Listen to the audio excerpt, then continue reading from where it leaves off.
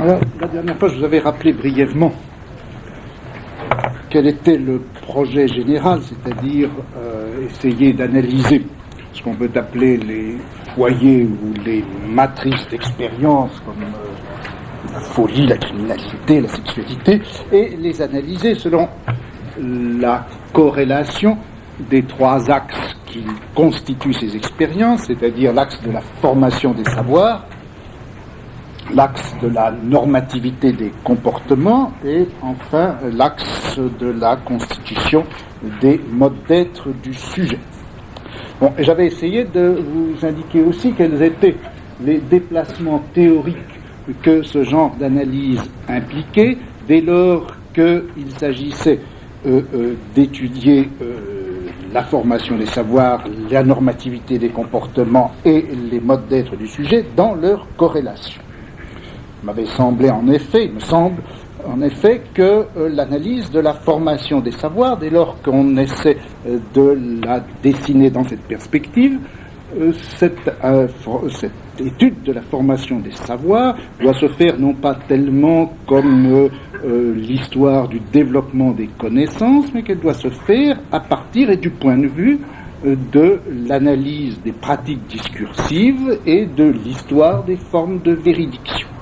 Ce passage du développement des connaissances, ce déplacement du développement des connaissances à l'analyse des formes de véridiction constitue un premier déplacement théorique qui était à opérer.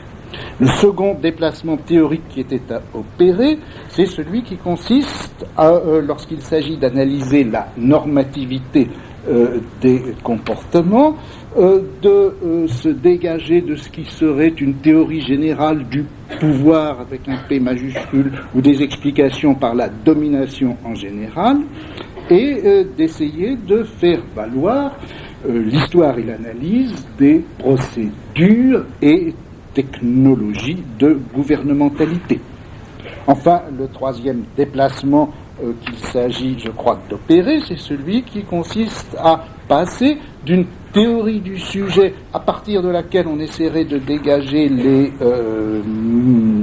dans leur historicité les différents modes d'être de la subjectivité, de passer donc de cette théorie du sujet à l'analyse des modalités et techniques du rapport à soi, ou encore à l'histoire de cette pragmatique du sujet dans ses différentes formes dont j'ai essayé l'an dernier de vous donner quelques exemples.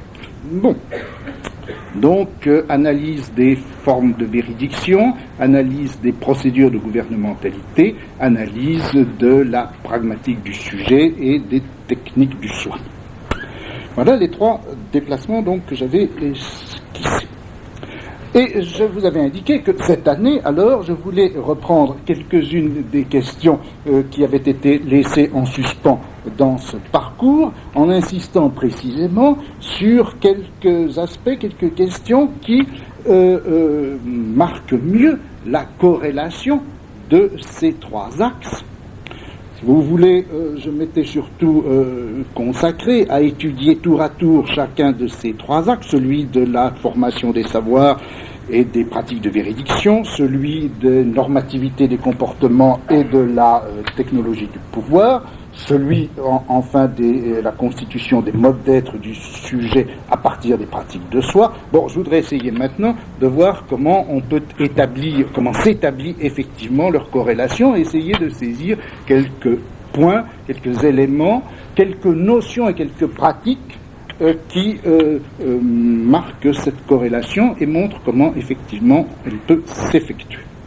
Et c'est un petit peu ce que je voudrais faire cette année, en posant la question du gouvernement de soi et des autres. Je voudrais essayer de voir comment le dire vrai, l'obligation et la possibilité de dire vrai dans les procédures de gouvernement peuvent montrer comment l'individu se constitue comme sujet dans le rapport à soi et dans le rapport aux autres.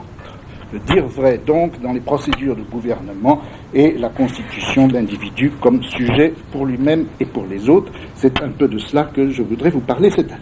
Bon, dans ce cadre tout à fait général, et qui, encore une fois, ne fait que reprendre un parcours déjà fait. Je voudrais, et donc le cours de cette année sera sans doute un peu discontinu, enfin je voudrais essayer d'étudier quelques aspects de ce problème général en prenant quelques notions et quelques pratiques particulières. Alors, le premier domaine, le premier dossier que je voudrais un peu ouvrir, c'est celui qu'on avait rencontré l'an dernier à propos de la direction de conscience et des pratiques de soi dans l'Antiquité du 1er et du 2e siècle de notre ère. Et vous vous souvenez que nous avions rencontré cette notion assez intéressante qui est la notion de parésia. Vous voulez que j'écris le tableau ? Peut-être.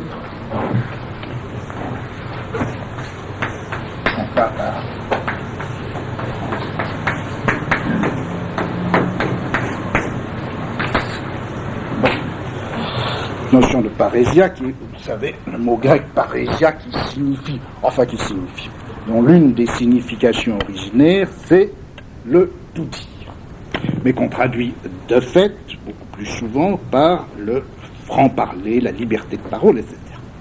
Bon, vous vous souvenez que cette notion de parésia, qui était importante dans les pratiques de la direction de conscience, était une notion riche, ambiguë, difficile, dans la mesure où, en particulier, elle désignait aussi bien une vertu, une qualité. Il y a des gens qui ont la parésia et d'autres qui n'ont pas la parésia. C'est un devoir aussi. Il faut effectivement, et surtout dans un certain nombre de cas et de situations, pouvoir faire preuve de parésia. Et enfin, c'est une technique, c'est un procédé. Il y a des gens qui savent se servir de la parésia et d'autres qui ne savent pas se servir de la parésia. Et cette vertu, ce devoir, cette technique doivent caractériser, entre autres et avant tout, l'homme qui a en charge de quoi ?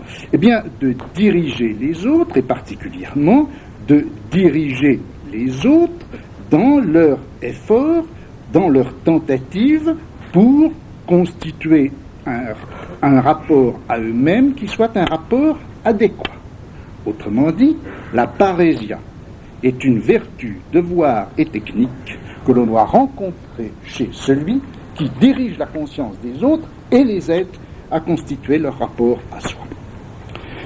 Vous vous souvenez que l'an dernier, nous avions vu comment dans l'Antiquité, depuis l'époque classique jusque dans l'Antiquité tardive, et particulièrement dans les 2 premiers siècles de notre ère, il y avait eu un développement d'une certaine culture de soi qui avait pris à ce moment-là de telles dimensions qu'on pouvait parler d'un véritable âge d'or de la conduite de soi, et de la culture de soi, et que dans cette culture de soi, dans ce rapport à soi, on avait vu se développer toute une technique, tout un art qui s'apprenne et qui s'exerce. On avait vu que cet art de soi-même nécessite un rapport à l'autre, autrement dit que l'on ne peut pas s'occuper de soi-même, se soucier de soi-même, sans avoir rapport à un autre, et que le rôle de cet autre, c'est précisément de dire le vrai, de dire tout le vrai, ou de dire en tout cas tout le vrai qui est nécessaire, et de le dire dans une certaine forme qui est précisément la parésia, qui est, encore une fois, est traduite par le franc-parler. Vous vous souvenez peut-être plus particulièrement, dans cette thématique générale, d'un certain texte sur lequel on s'était un petit peu arrêté, qui est le texte de Galien. Le texte de Galien dans le Traité des Passions, qui est un texte très intéressant, et dans lequel, vous vous souvenez, on avait vu d'abord la vieille, l'ancienne, la traditionnelle thématique, ou plutôt la double thématique du souci de soi et de la connaissance de soi, obligation pour tout individu de se soucier de lui-même, et qui est immédiatement liée, comme ça, condition à la connaissance de soi. On ne peut pas s'occuper de soi-même sans se connaître soi-même. Ce qui nous avait mis sur la piste d'un une chose intéressante qui était que le fameux principe pour nous si fondamental du gnotis eoton, de la connaissance de soi, est en fait impliqué, repose sur et se trouve être un élément de ce qui est fondamentalement le principe le plus général, à savoir se soucier de soi-même. Dans ce texte de Galien, on avait trouvé aussi cette idée que pour pouvoir s'occuper de soi-même, ou plutôt que lorsque on s'occupe de soi-même, on ne peut le faire que d'une façon continue et permanente, non pas comme dans l'Alcibiade de Platon, au moment où l'adolescent va entrer dans la vie publique et prendre en charge la cité, mais que c'est bien tout au long de son existence, depuis sa jeunesse jusqu'à l'achèvement de sa vieillesse, que l'homme doit s'occuper de lui-même. Dans ce même texte de Galien, on avait vu donc que ce souci et connaissance de soi qui doit se développer et s'exercer péniblement, continuellement tout au long de la vie, tout cela ne peut pas se passer sans le travail du jugement des autres. Ceux, dit Galien, qui veulent se passer du jugement des autres dans l'opinion qu'ils se forment d'eux-mêmes, ceux-là, dit Galien, tombent souvent, phrase qui sera, dans un tout autre contexte, précis souvent dans la spiritualité chrétienne. Ceux qui se passent de la direction des autres tombent comme des feuilles en automne, dira la spiritualité chrétienne. Eh bien, Galien disait déjà, quand on se passe du jugement des autres pour l'opinion qu'on a de soi-même, on tombe souvent. En revanche, dit Galien, se trompent rarement ceux qui se sont remis à d'autres pour ce qui est du constat de leur propre valeur. Et à partir de ce principe, Galien disait donc qu'il fallait bien entendu s'adresser à quelqu'un pour s'aider soi-même dans cette constitution de l'opinion qu'on a de soi-même et dans l'établissement d'un rapport adéquat à soi, nécessité de s'adresser à quelqu'un d'autre, et quel devait être ce quelqu'un d'autre? Là était un des éléments de surprise dans le texte, c'est que ce quelqu'un auquel on doit avoir recours, ce quelqu'un, Galien, vous vous souvenez, ne le présentait pas comme un technicien, que ce soit un technicien de la médecine du corps ou un technicien de la médecine des âmes, que ce soit un médecin ou un philosophe, non. Il s'agissait, selon le texte de Galien, de s'adresser à un homme pourvu qu'il soit suffisamment âgé et de suffisamment bonne réputation, et qui, de plus, soit doté d'une certaine qualité, et cette qualité, c'était la parésia, c'était le franc-parler. Un homme d'âge, un homme de bonne réputation et un homme de parésia, voilà quels étaient les trois critères nécessaires et suffisants pour constituer et pour caractériser celui dont on a besoin pour avoir rapport à soi. On a donc, si vous voulez, toute une structure, tout un paquet de notions et de thèmes importants: souci de soi, connaissance de soi, art et exercice de soi-même, rapport à l'autre, gouvernement par l'autre, et dire vrai, obligation de dire vrai de la part de cet autre. Avec la notion de parésia, on a bien, vous le voyez, une notion qui est au carrefour de l'obligation de dire vrai, des procédures et techniques de gouvernementalité et de la constitution du rapport à soi. Le dire vrai de l'autre comme élément essentiel du gouvernement qu'il exerce sur nous est une des conditions essentielles pour que nous puissions former le rapport adéquat à nous-mêmes qui nous donnera et la vertu et le bonheur. Bon, voilà quelle était, si vous voulez, cette thématique générale qu'on retrouvait donc chez Galien au second siècle de notre ère. Bon, alors c'est ça de cela que je voudrais me servir à titre de point de départ, en faisant tout de suite remarquer que cette notion de parésia qu'on a donc rencontrée là, dans ce texte et dans des textes analogues consacrés à la direction individuelle de conscience, cette notion de parésia déborde très largement l'usage et le sens qui ont été ainsi repérés. Disons que cette notion de parésia est un peu une notion araignée, qui a été assez peu étudiée, il faut bien le dire, d'abord parce que les anciens eux-mêmes, tout en s'y référant souvent, on verra toute la série des textes, et la série que j'utiliserai, du moins avec exhaustif bien sûr, enfin toute la série de textes où il est question de cette parésia, et pourtant il n'y a pas ou très peu en tout cas, de réflexion directe sur cette notion de parésia. C'est une notion qui est utilisée, c'est une notion qui est mentionnée, ce n'est pas une notion qui soit très directement réfléchie et thématisée comme telle. Il n'y a pratiquement parmi les textes qui nous restent qu'un seul texte, et encore on l'a à l'état fragmentaire, qui est effectivement un traité consacré à la parésia, et ce traité, c'est celui d'un des épicuriens, le plus important des épicuriens pour les premiers siècles de notre ère, c'est le traité de Philodème, dont on a des restes qui ont été publiés et que vous pouvez trouver sans traduction d'ailleurs dans le texte grec seulement dans la collection Teubner. Et en dehors de ça, il n'y a pas de réflexion, nous ne possédons pas de réflexion directe des anciens eux-mêmes sur cette notion de parésia. Et d'autre part, c'est une notion qui, si vous voulez, ne s'intègre pas d'une façon bien repérable et localisable à l'intérieur de tel ou tel système conceptuel ou doctrine philosophique. C'est un thème qui court d'un système à l'autre, d'une doctrine à l'autre, de telle sorte qu'il est assez difficile d'en localiser très exactement, d'en définir très exactement le sens et d'en repérer l'économie exacte. Question bibliographie sur cette notion de parésia, en dehors bien sûr de ce texte de Philodème, il n'y a guère, en tout cas je ne connais guère, que, premièrement, dans la Real Encyclopédie, dans le Polivissova, vous avez un article consacré à parésia qui a été écrit il y a fort longtemps, enfin en 1930, juste avant la guerre, je crois, 1938-39, par Philipson.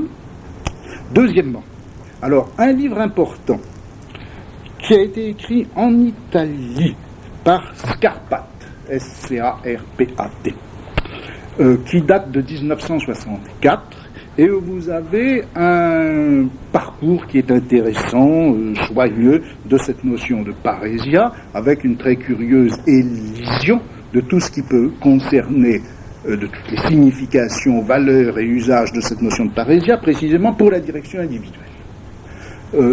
Tout ce qui concerne l'usage politique de la notion de parésia, tout ce qui concerne aussi son usage religieux, est bien fait, en revanche tout à fait lacunaire pour la direction. C'est un très long usage tout au long de l'Antiquité, puisqu'on trouve cette notion de parésia, on y reviendra évidemment plus en détail aujourd'hui et la prochaine fois. Vous en trouvez l'usage déjà bien instauré, bien défini dans des grands textes classiques, que ce soit Platon ou que ce soit Euripide. Et puis, à travers toute une série d'autres textes, Isocrate, Démosthène, Polybe, Philodème, Plutarque, Marc Aurèle, Maxime de Tyr, Lucien, etc., vous allez retrouver cette notion alors à l'extrême fin de l'Antiquité dans la spiritualité chrétienne et par exemple chez Saint Jean Chrysostome dans Lettres à Olympias, les lettres d'exil ou le traité sur la Providence, chez Dorothée de Gaza également, vous trouvez un usage très, très important, très riche et jusqu'à un certain point très nouveau de cette notion de parésia. Et dans les textes latins, bien que la traduction même du terme parésia soit un petit peu flottante, non tout à fait réglée, vous retrouvez bien sûr le thème, vous le retrouvez chez Sénèque, vous le retrouvez chez les historiens bien sûr, vous le retrouvez aussi chez les théoriciens de la rhétorique comme Quintilien, et alors dans des traductions avec un certain une certaine série de mots comme licentia, libertas, oratio libera, etc. Bon. Donc, très grande durée de la notion. Deuxièmement, pluralité des registres sur lesquels vous trouvez cette notion, puisqu'encore une fois, on a pu la repérer très clairement, assez bien définie dans la pratique de la direction individuelle, mais elle est utilisée aussi dans le champ politique, et elle a là aussi toute une pluralité de significations qui sont intéressantes et qui vont très considérablement évoluer depuis la démocratie athénienne jusqu'à l'Empire romain, et ça sera une des choses que je vais essayer d'étudier dans les cours qui viennent. Elle est utilisée aux confins de ce qu'on pourrait appeler la direction individuelle et le champ politique, et très précisément autour de ce problème de l'âme du prince. Comment doit-on diriger l'âme du prince? Et quelle est la forme de discours vrai qui est nécessaire, à la fois pour que le prince, en tant qu'individu, se constitue à lui-même un rapport adéquat qui garantisse sa vertu, et de manière aussi que, par là même et par cet enseignement, on fasse du prince non seulement un individu qui soit moralement valable, mais un gouvernant qui prenne en charge et prenne soin non seulement de lui-même, mais des autres. Quel est donc le type de discours qui soit tel que le prince pourra se prendre en soin lui-même, prendre souci de lui-même et prendre souci aussi de ceux qu'il gouverne. Comment gouverner le prince de manière que le prince puisse gouverner lui-même et les autres. C'est cela qui sera un des points sur lesquels je voudrais insister. Et puis, vous trouvez aussi cette notion sur le champ, dans le champ de l'expérience et dans la thématique religieuse, où là, on a un très curieux, très intéressant changement, glissement renversement presque d'un pôle à l'autre de cette notion de parésia, puisque, d'une part, au point de départ plutôt, on la trouve avec le sens de l'obligation pour le maître de dire ce qu'il faut de vérité et tout ce qu'il faut de vérité aux disciples, et puis vous allez la retrouver avec la notion de la possibilité pour le disciple de tout dire de lui-même au maître. C'est-à-dire que l'on passera d'un sens de la notion de parésia qui la situe comme obligation du côté du maître de dire ce qui est vrai aux disciples, à l'obligation pour les disciples de dire ce qui est réel de lui-même au maître. Une troisième raison, enfin, qui fait la richesse de cette notion, c'est que, quelle que soit la valorisation assez générale et constante de la notion, je vous ai dit, c'est une vertu, c'est une qualité, en fait, il y a beaucoup d'ambiguïté qui tourne autour de cette notion, et sa valorisation n'a été ni tout à fait constante, ni tout à fait homogène. On verra par exemple que la parésia cynique, le franc-parler cynique, est loin d'être une notion absolument, une valeur absolument univoque. Et dans la spiritualité chrétienne elle-même, on verra que la parésia peut aussi très bien avoir le sens de l'indiscrétion avec laquelle on bavarde de tout à propos de soi. Bon, tout ceci doit vous paraître à la fois abstrait, imprécis, brouillon et flottant. Alors essayons, si vous voulez, d'avancer un peu et d'être plus précis. Bon, je voudrais, pour débrouiller un petit peu cette notion, je ne voudrais pas aujourd'hui, enfin dans la secondaire peut-être, mais là maintenant je ne voudrais pas reprendre pas à pas l'histoire de cette notion. Je vais prendre, si vous voulez, un texte moyen, un cas moyen, un exemple moyen de parésia, qui se situe dans l'histoire précisément presque à mi-chemin entre l'âge classique et la grande spiritualité chrétienne du 5e siècle, du 4e, 5e siècle, et où, à l'intérieur dans un champ de philosophie à la fois traditionnelle mais pas très bien définie, on va voir jouer cette notion de parésia, autant dire que c'est bien sûr dans un texte de Plutarque, auteur moyen dans tous les sens du terme, et que je vais prendre cet exemple de la parésie. Alors, il y a énormément de textes de Plutarque, on y reviendra d'ailleurs, qui sont consacrés, font usage de cette notion de parésia, puisqu'encore une fois, elle est bien rarement réfléchie pour elle-même. Ce texte de Plutarque, vous le trouvez dans les vies parallèles, dans la vie de Dion, au paragraphe 960, à ce paragraphe 5, et puis à la pagination 960A. Donc, vous voyez à peu près qui est Dion. Dion, c'est le frère d'Aristomaque, mais vous ne savez sans doute pas qui est Aristomaque. Aristomaque, c'était une des deux épouses officielles de Denis le tyran, Denis, tyran de Syracuse. Donc, Denis avait deux épouses, l'une était Aristomaque, et le jeune frère d'Aristomaque s'appelait Dion.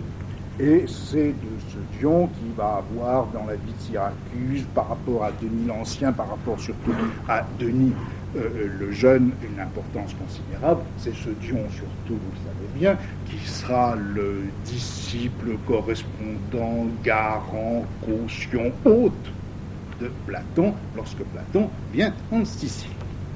Et c'est par lui que se fait le rapport réel, effectif, de Platon avec la vie politique de Syracuse et avec la tyrannie de Denis. Bon. Alors, dans ce texte consacré à Dion, Plutarque rappelle que Dion, jeune frère d'Aristomaque, était un garçon doué de très belles qualités, la grandeur d'âme, le courage et la capacité à apprendre. Cependant, vivant jeune homme comme il était à la cour d'un tyran comme Denis, eh bien, il avait été petit à petit habitué à la crainte, à la servitude et au plaisir. Et à cause de ça, il était plein de préjugés, c'est-à-dire que ceux-ci, en référence évidente à des thèmes stoïciens ou stoïcisants, la qualité même de sa nature n'avait pas été entamée, mais un certain nombre d'opinions fausses s'étaient déposées dans son âme, jusqu'au jour où le hasard a fait, un génie bienveillant, dit Plutarque, a fait aborder Platon sur les côtes de Sicile, et là, Dion fait la connaissance de Platon, se met à l'école de son enseignement et profite des leçons que son maître lui donne. À ce moment-là, sa vraie et bonne nature réapparaît et, dit-il, c'est là où on aborde les choses, dans la candeur juvénile de son âme. Dion s'attendait que Denis, son oncle, tyran, sous l'influence des mêmes leçons que celles qu'il avait reçues, s'attendait donc que Denis puisse éprouver les mêmes sentiments que lui et se laisserait aisément gagner au bien. Dans son enthousiasme, il mit donc tout en œuvre pour que Denis entrât en relation avec Platon et écoutât ses leçons. Et voilà alors maintenant en scène Platon, Dion et Denis. La conversation s'étant donc engagée entre eux, le fond de la discussion porta sur la vertu, mais surtout sur le courage. Platon montra que les tyrans n'étaient rien moins que courageux, puis s'écartant de ce sujet, il s'étendit sur la justice et fit voir que la vie des justes était bienheureuse et celle des injustes malheureuse. Leçon donc sur la vertu et les différents éléments, les différentes composantes de la vertu, les différentes formes de vertu, courage d'abord, justice. Bon. Le tyran ne put supporter ses propos concernant le fait que la vie des justes était heureuse et celle des injustes malheureuse. Il ne put supporter ces propos qu'il jugeait dirigés contre lui. Il ne cacha pas son mécontentement de voir les assistants accueillir avec admiration le discours du grand homme qui les charmait. À la fin, au comble de la colère et de l'exaspération, Denis demanda à Platon « Qu'es-tu donc venu faire en Sicile ?» Et Platon répondit « Chercher un homme de bien. » Le tyran répliqua « De par les dieux, il est évident que tu n'en as pas encore trouvé. » Dion pensa que la colère de Denis s'arrêterait là, et il renvoya Platon, qui était pressé de partir, sur une trière qui ramenait en Grèce Police de Sparte. Mais Denis pria secrètement Police de faire mourir Platon, si possible pendant la traversée, sinon à tout le moins de le vendre. Cela, disait Denis, ne fera pas de mal à Platon, car en tant que juste, il sera tout aussi heureux, même esclave. Aussi, Police se hâta, dit-on, d'aller vendre Platon à Égine, car il y avait guerre entre Égine et Athènes, et un décret des Éginettes portait que tout Athénien pris sur le territoire serait vendu. Ces incidents ne diminuèrent pas la faveur et la confiance dont jouissait Dion auprès de Denis. Il eut à remplir les plus grandes ambassades et envoyé à Carthage, il s'y attira une admiration extraordinaire. Il était à peu près le seul dont le tyran supporta la parésia. Le seul que le tyran laissa dire hardiment ce qui lui venait à l'esprit. Témoin leur discussion à propos de Gélon. Gélon était un des Syracusains qui avait exercé le pouvoir avant Denis. Un jour, paraît-il, Denis raillait le gouvernement de Gélon qu'il appelait la risée de la Sicile. En fait, c'est un jeu de mots en grec, rire, c'est Gélan, et par conséquent, Gélon, Gélone, Gélan. Alors, donc, Denis faisait des astuces bêtes sur le nom de Gélan et disait qu'il était la risée de la Sicile, et comme les courtisans faisaient semblant d'admirer ce jeu de mots, Dion fut seul à montrer sa désapprobation. Malgré tout, dit-il, toi, Denis, tu es tyran grâce à Gélon, qui inspirait une confiance dont tu as profité, mais après t'avoir vu à l'œuvre, on n'aura plus de confiance en personne. Et plus tard, commente cette déclaration parésiastique de Dion à Denis, car en fait, dit-il, il est évident que Gélon fit d'une ville gouvernée par un monarque le plus beau des spectacles, et Denis fit de cette même ville, gouvernée par un tyran, le plus affreux des spectacles. Bon, eh bien, je crois qu'on a là une sorte de scène, en quelque sorte, exemplaire de ce qu'est la parésia. Un homme se dresse en face d'un tyran et lui dit la vérité. Bon, après, il faut regarder les choses d'un peu plus près. Voyez d'abord que la scène est en quelque sorte dédoublée.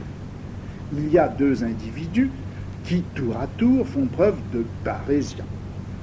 Il y a d'abord Platon qui, faisant sa grande leçon classique et fameuse sur ce que c'est que la vertu, sur ce que c'est que le courage, sur ce que c'est que la justice, le rapport entre justice et bonheur, Platon fait preuve dit la vérité, il dit vrai, il le dit dans sa leçon, et il le dit aussi dans cette réplique vive qu'il adresse à à Denis, lorsque Denis, agacé par ses leçons, lui demande ce qu'il est venu faire en Sicile. Je suis venu chercher un homme de bien, laissant donc entendre que Denis n'est pas cet homme de bien. Vous voyez que le mot de parésia n'est pas employé à propos de Platon, même si nous sommes bien dans une sorte de scène matricielle de la parésia.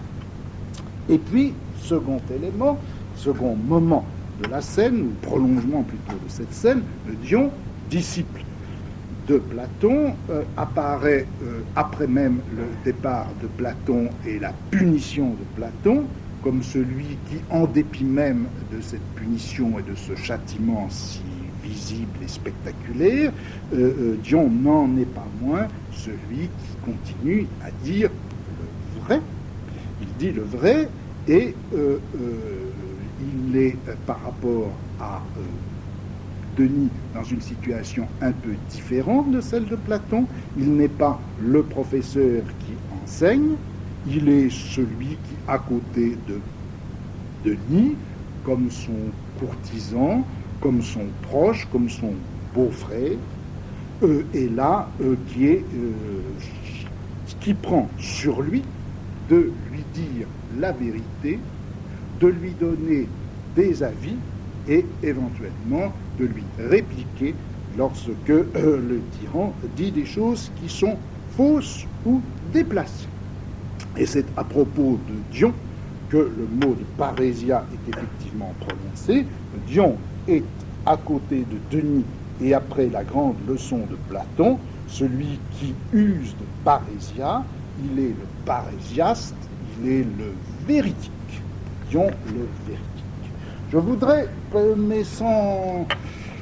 parce que l'idée m'en est venue finalement tôt ce matin, plus exact. Rapprocher cette scène d'une autre scène où il est aussi question, vous allez la reconnaître tout de suite, où la distribution des personnages est assez semblable, puisqu'il s'agit d'un tyran, Tyrannos, et du frère de sa femme, et de la vérité, et de celui qui dit la vérité. Et je ne sais pas jusqu'à quel point, je n'aurais pas à analyser d'un peu plus près l'analogie de structure entre ces deux scènes. Vous la connaissez bien, cette scène où le beau-frère du tyran vient lui dire la vérité, où le tyran ne veut pas écouter la vérité, où le tyran dit à son beau-frère, en réalité, si tu veux me dire la vérité, ce n'est pas du tout pour de bonnes raisons, c'est parce que tu veux prendre ma place. À quoi le beau-frère répond, mais non, rends-toi seulement compte de mon cas, réfléchis à ceci d'abord. Crois-tu que personne aima mieux régner dans le tremblement sans répit que dormir paisible tout en jouissant du même pouvoir? Pour moi, je ne suis pas né avec le désir d'être roi, mais bien avec celui de vivre comme un roi. Et de même, quiconque est doué de raison, aujourd'hui j'obtiens tout de toi sans le payer d'aucune crainte. Si je régnais moi-même, que de choses je devrais faire malgré moi. Comment pourrais-je donc trouver le trône préférable à un pouvoir, à une autorité qui ne m'apporte aucun souci? Je ne me leurre pas au point de souhaiter plus qu'honneur uni à profit. Aujourd'hui, je me trouve à mon aise avec tous. Aujourd'hui, chacun me fête. Aujourd'hui, quiconque a besoin de toi vient me chercher juste chez moi. Pour eux, le succès est là tout entier, et je lâcherai ceci pour cela. Non, raison ne saurait devenir déraison. Je n'eus jamais de goût pour une telle idée, et je n'aurais pas admis davantage de m'allier à qui aurait agi ainsi. Donc, il dit, ne crains rien, tu m'accuses de vouloir prendre ta place en te disant d'aller chercher la vérité. Je ne veux aucunement chercher ta place, je suis bien là où je suis, étant dans cette situation de privilégié d'un des premiers de la cité à côté de toi. Je n'exerce pas le pouvoir, mais simplement l'autorité traditionnelle. Quant à toi, eh bien, va à Python d'abord et demande si je t'ai rapporté exactement l'oracle. Va chercher toi-même la vérité. Je te l'ai dite venant de Python, tu ne me crois pas, vas-y toi-même. C'est bien entendu Créon s'adressant à Oedipe. Eh bien, là, jusqu'à un certain point et de la même façon, nous avons cette situation, en quelque sorte typique, exemplaire, du tyran qui exerce le pouvoir, que l'exercice du pouvoir aveugle, et à côté de qui quelqu'un qui se trouve être son beau-frère, le frère de sa femme, vient dire la vérité. Vient dire la vérité, et le tyran, justement, ne l'écoute pas. Eh bien, cette scène oedipienne, nous la retrouvons distribuée à peu près de la même façon dans le texte de Plutarque. Bon. Eh bien, maintenant, essayons de voir un peu ce que c'est que cette parésia qui joue dans ce texte de Plutarque. Comment est-ce qu'on va caractériser la parésia? Alors, je vais être peut-être un peu piétinant, mais vous me pardonnerez parce que je voudrais que les choses soient assez claires. Et autant, si vous voulez, elles apparaissent claires au premier regard, je crois que quand il s'agit de définir ce qu'est la parésia, on se heurte. Enfin, il faut être prudent, marcher pas à pas pour savoir de quoi il s'agit. Bon. Qu'est-ce qui fait que qu'est-ce qui fait que Plutarque peut dire que Dion pratique la parésia? pratique la parésia, comme d'ailleurs Denis, comme d'ailleurs Platon, même si ce n'est pas dit à propos de Platon. Eh bien, la parésia, c'est d'abord le fait de dire la vérité. Ce qui distingue Dion, justement, des courtisans qui entourent Denis, c'est que les courtisans rient lorsque Denis fait une astuce bête et font semblant de prendre ça pour un trait d'esprit.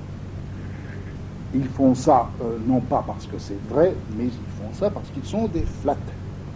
Le parésias, celui qui dit la vérité, le parésias, ça sera celui qui dit la vérité et qui par conséquent se démarquera de tout ce qui peut être mensonge et flatterie. Parésiazein, c'est dire le vrai. Mais il est évident que ce n'est pas n'importe quelle façon de dire le vrai. Et il est évident, par exemple, que lorsque Platon disait dans un de ses dialogues que la vie des justes est bienheureuse et celle des injustes malheureuse, et Dieu sait s'il l'a dit souvent, il ne faisait pas en chaque cas preuve de parésia. C'est seulement dans cette situation et ce contexte précis qu'il fait preuve de parésia. Ou encore, lorsque Dion dit à Denis, toi, Gélon inspirait confiance à la ville, et à ce moment-là, la ville était heureuse. Mais toi, tu n'inspires plus confiance à la ville, et par conséquent, la ville est malheureuse. Là, il fait preuve de parésia. Mais lorsque Plutarque lui-même reprend dans la phrase suivante cette idée et dit en effet, la ville gouvernée par Gélon représentait le spectacle le plus beau et la ville gouvernée par Denis le spectacle le plus affreux, il ne fait que reprendre ce que disait Dion, il le répète, mais il ne fait pas preuve, lui, de parésia. Donc par conséquent, on peut dire que la parésia, c'est bien une manière de dire vrai, mais ce qui définit la parésia, ce n'est pas ce contenu même de vérité. La parésia, c'est une certaine manière de dire la vérité. Mais qu'est-ce que c'est qu'une manière de dire la vérité? Et comment est-ce que l'on peut analyser les différentes manières possibles de dire la vérité? Où situer cette manière de dire la vérité qui caractérise la parésia? Bon, commençons, si vous voulez, par éliminer rapidement un certain nombre d'hypothèses.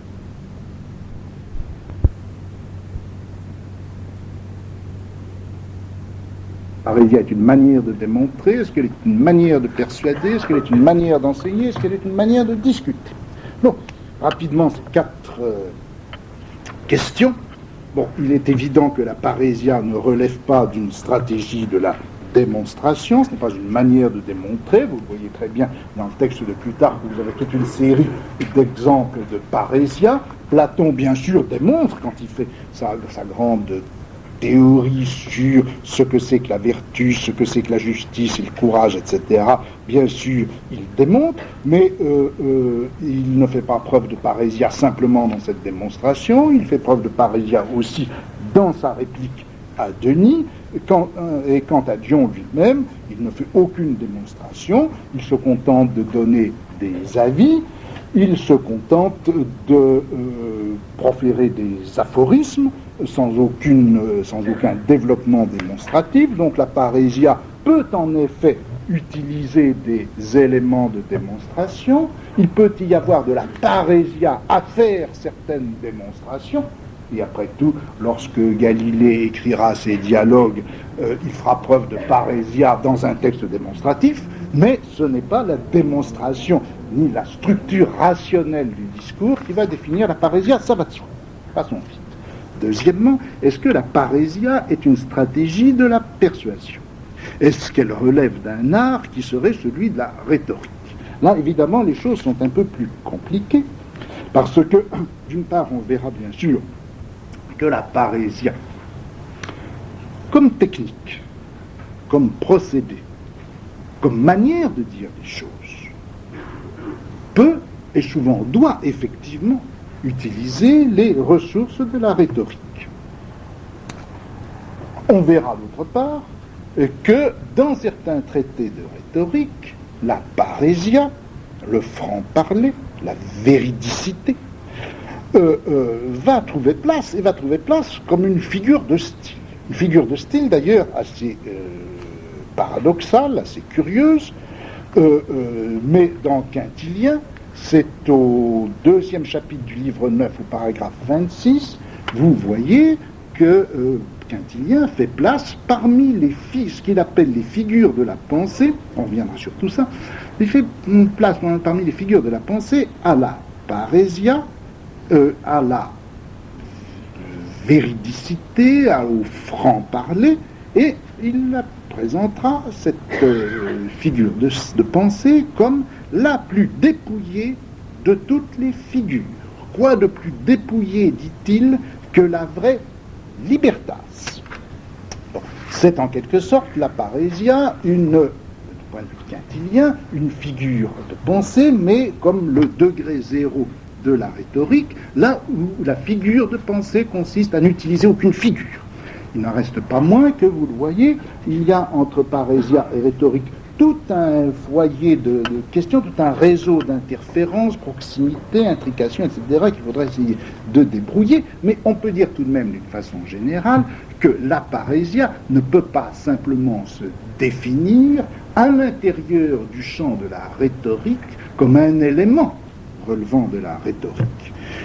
D'une part parce que, comme vous l'avez vu, la parésia se définit fondamentalement, essentiellement et premièrement comme le dire vrai, alors que la rhétorique est une manière, un art ou une technique de disposer les éléments du discours de manière à persuader, mais que ce discours dise vrai ou non n'est pas essentiel à la rhétorique. Et d'autre part, la parésia, vous le voyez, est capable de prendre des formes tout à fait différentes, puisque il y aura parésia aussi bien dans le discours long de Platon que dans les aphorismes ou les répliques brèves de Dion. Il n'y a pas de forme rhétorique spécifique à la parésia. Et vous le voyez surtout dans la parésia, il n'est pas tellement question de persuader, ou il n'est pas forcément question de persuader. Certes, quand Platon fait la leçon à Denis, il essaie bien de le persuader. Lorsque Dion donne des avis à Denis, c'est bien pour que celui-ci les suive, et dans cette mesure-là, la parésia a bien, comme la rhétorique, la volonté de persuader, et elle pourrait dans cette mesure-là, et elle doit dans cette mesure-là, faire appel à des procédés de la rhétorique, mais ce n'est pas forcément l'objectif et la finalité de la parésia. Il est clair que lorsque Platon répond à Denis « Je suis venu chercher un homme de bien en Sicile », impliquant qu'il ne le trouve pas, il y a là quelque chose qui est de l'ordre du défi, de l'ordre de l'ironie, de l'ordre de l'insulte, si vous voulez, de la critique. Il n'y a pas, ce n'est pas pour le persuader. De même, quand Dion fait valoir à Denis que son gouvernement est mauvais alors que celui de Gélon était bon, là encore, c'est un jugement, c'est une opinion, ce n'est pas une entreprise pour persuader. Donc, la parésia n'est pas, je crois, à classer ou à comprendre du point de vue de la rhétorique. Elle n'est pas non plus une manière d'enseigner, ce n'est pas une pédagogie, car s'il est vrai que la parésia s'adresse toujours à quelqu'un à qui on veut dire le vrai, il ne s'agit pas forcément de lui enseigner, on peut lui enseigner, c'est ce que Platon voulait faire, mais il y a dans les scènes dont je viens de vous parler toute une brutalité, toute une violence, tout un côté abrupt de la parésia qui est tout à fait différente de ce que peut être une procédure pédagogique. Le parésiaste, celui qui dit vrai, dans cette forme-là, eh bien, il lance la vérité à la tête de celui avec lequel il dialogue ou auquel il s'adresse, sans que l'on puisse trouver ce cheminement propre à la pédagogie qui va du connu à l'inconnu, du simple au complexe, de l'élément à l'ensemble. On peut même dire jusqu'à un certain point qu'il y a dans la parésia quelque chose qui est tout à fait contraire à au moins certains des procédés de la pédagogie, en particulier rien de plus éloigné, ça sera un point important sur lequel il faudra revenir, rien de plus éloigné que la parésia de ce qu'est la fameuse ironie socratique ou socratico-platonicienne. Dans l'ironie, dans cette ironie socratique, de quoi s'agit-il ? Eh bien, il s'agit d'un jeu dans lequel le maître feint de ne pas savoir et mène l'élève à formuler ce qu'il ne savait pas savoir. Dans la parésia, au contraire, comme si c'était une véritable anti-ironie, on jette, et celui qui dit vrai jette la vérité à la face de cet interlocuteur, une vérité si violente, si abrupte, dite d'une façon si tranchante et si définitive que l'autre en face ne peut plus que se taire, ou s'étrangler de fureur, ou encore passer à un tout autre registre, qui est, dans le cas de Denis à l'égard de Platon, la tentative de meurtre. Loin que ce soit celui auquel on s'adresse qui découvre en lui-même par l'ironie la vérité qu'il ne savait pas savoir, là, il est en présence d'une vérité qu'il ne peut pas accepter, qu'il ne peut pas ne pas rejeter, et qui le conduit à ce qui est l'injustice, la démesure, la folie, l'aveuglement, etc. On a là un effet qui est très exactement, non seulement anti-ironique, mais on peut dire même anti-pédagogique. Bon, enfin, quatrième question, est-ce que alors la parésia n'est pas une certaine manière de discuter ? Elle ne relève pas de l'argumentation, elle ne relève pas, de la démonstration, elle ne relève pas de la rhétorique, elle ne relève pas de la pédagogie. Est-ce qu'on pourrait dire qu'elle relève de l'éristique? Est-ce que ce n'est pas une certaine manière d'affronter en effet un adversaire? Est-ce qu'il n'y a pas dans la parésia une structure agonistique entre deux personnages qui se font face et qui entrent en lutte l'un et l'autre autour de la vérité? Bon, en un sens, je crois qu'on approche déjà bien plus de la structure et de la valeur de la parésia quand on la rapproche quand on fait valoir sa structure agonistique, mais je ne crois pas que la parésia fasse partie d'un art de la discussion, dans la mesure où l'art de la discussion permet de faire triompher ce qu'on croit vrai. En fait, vous le voyez dans les cas dans les deux figures que nous voyons là, dans le cas de Platon en face de Denis ou dans le cas de Dion en face de ce même Denis. Il ne s'agit pas tellement d'une discussion où l'un des discours chercherait à l'emporter sur l'autre. Il y a d'un côté l'un des interlocuteurs qui dit vrai et qui se préoccupe au fond de dire vrai le plus vite, le plus haut, le plus clairement possible, et puis en face l'autre qui ne répond pas ou qui répond par autre chose que des discours. Et si on reprend cet épisode important de Dion et de Denis et de Platon, vous voyez comment la chose se joue. D'une part, Platon enseigne, Denis n'est ni persuadé, ni enseigné, ni vaincu dans une discussion. Au point de conclusion de l'enseignement, Denis substitue à ce qui est le langage, la formulation du vrai par le langage, une victoire qui n'est pas la victoire du logos, qui n'est pas la victoire du discours, qui est la victoire de la violence pure, puisque Denis fait vendre Platon comme esclave à Échille. Bon, résumons tout ceci, ça a été un peu lent, mais je crois qu'il fallait écarter un peu tout ça. Disons que la parésia est donc une certaine manière de dire vrai.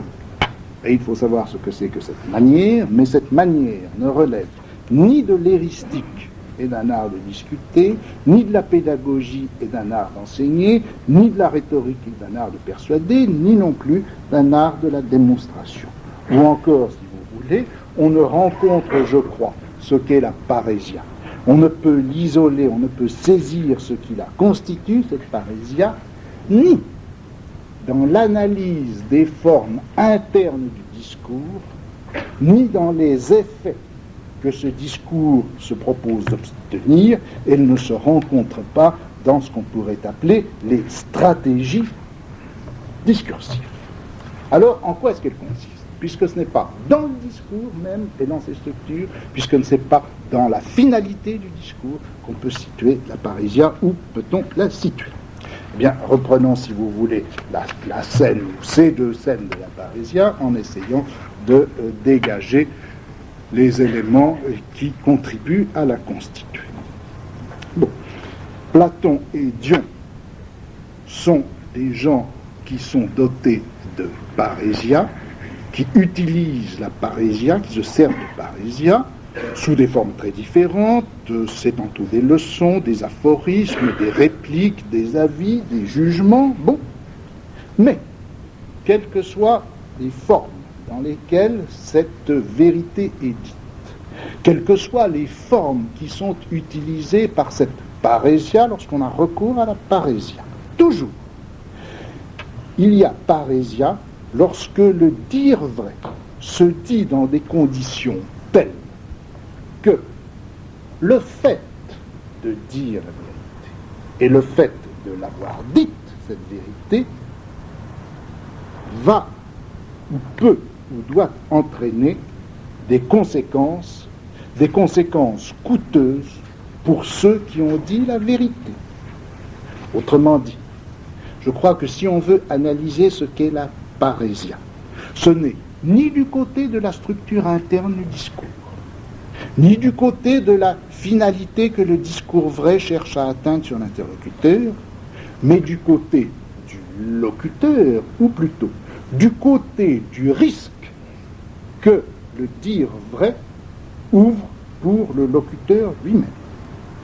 La parésia est à chercher du côté de l'effet que le dire vrai, que son propre dire vrai, peut produire sur le locuteur, de l'effet de retour que le dire vrai peut produire sur le locuteur à partir de l'effet qu'il produit sur l'interlocuteur. Autrement dit, dire vrai en présence de Denis le tyran qui se met en colère, c'est ouvrir pour celui qui dit vrai un certain espace de risque, c'est ouvrir un danger, c'est ouvrir un péril où l'existence même du locuteur va être en jeu, et c'est cela qui constitue la parésia. La parésia est à situer donc dans ce qui lie le locuteur au fait que ce qu'il dit, c'est la vérité, et aux conséquences qui suivent du fait qu'il a dit la vérité. Platon et Dion sont dans ces scènes des gens qui pratiquent le parésiazein, qui pratiquent la parésia, dans la mesure où ils disent en effet actuellement la vérité, et où, la disant, ils s'exposent eux-mêmes, eux qui l'ont dit, à payer le prix, ou un certain prix, pour l'avoir dite. Et en l'occurrence, ce n'est pas n'importe quel prix qu'ils sont prêts à payer, et qu'ils affirment dans le dire vrai être prêts à payer, ce prix, c'est la mort. On a là, si vous voulez, et c'est pourquoi je prends cette scène comme une scène matricielle exemplaire pour la parésia, le point où les sujets entreprennent volontairement de dire vrai, en acceptant volontairement et explicitement que ce dire vrai pourrait leur coûter leur propre existence. Les parésiastes sont ceux qui, à la limite, acceptent de mourir pour avoir dit le vrai, ou plus exactement, les parésiastes sont ceux qui entreprennent de dire le vrai à un prix non déterminé qui peut aller jusqu'à leur propre mort. Bon, eh bien, c'est là, me semble-t-il, le nœud de ce qu'est la parésia. Je ne voudrais pas évidemment qu'on s'arrête à cette formulation un peu pathétique du rapport entre le dire vrai et le risque de la mort, mais je crois que, enfin, c'est ça qu'il faudrait maintenant un petit peu débrouiller. Alors, je suis embarrassé. Là, il y a tout de même, sans faire comme Pierre Bellemare, faire passer une page de publicité, une scansion un peu naturelle dans ce que je veux dire. Alors, si vous voulez, on prend 5 minutes de repos et puis on continue, parce que sans ça, je risque d'être mené pendant une demi-heure, 3/4 d'heure encore, et peut-être un peu fatigant. Alors, on se retrouve dans 5 minutes.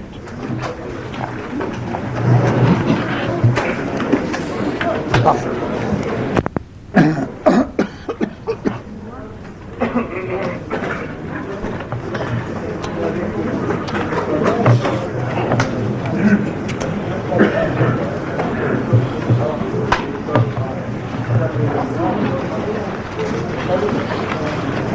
Bon, alors pour essayer de débrouiller un peu